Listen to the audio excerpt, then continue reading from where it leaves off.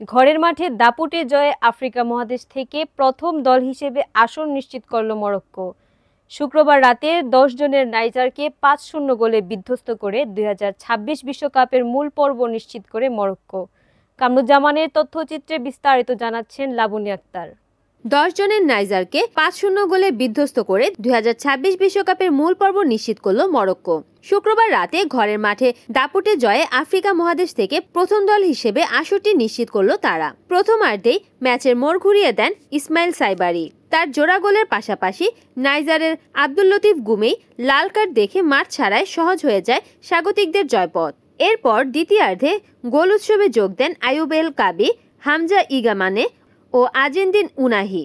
এই জয়ে গ্রুপ ই থেকে সবার আগে বিশ্বকাপ নিশ্চিত করল বিশ্ব র্যাঙ্কিংয়ের 12 নম্বর দলটি। 6 ম্যাচের সবকটিতে জয় তুলে নিয়ে 2 ম্যাচ হাতে রেখে মূল পর্বের জায়গা পাকা করল তারা।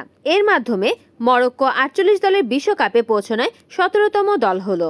উল্লেখ্য, 2022 সালের কাতার বিশ্বকাপে মরক্কো ইতিহাস গড়ে সেমিফাইনালে উঠেছিল, তবে ফ্রান্সের কাছে হেরে থেমে যায় তাদের স্বপ্নযাত্রা।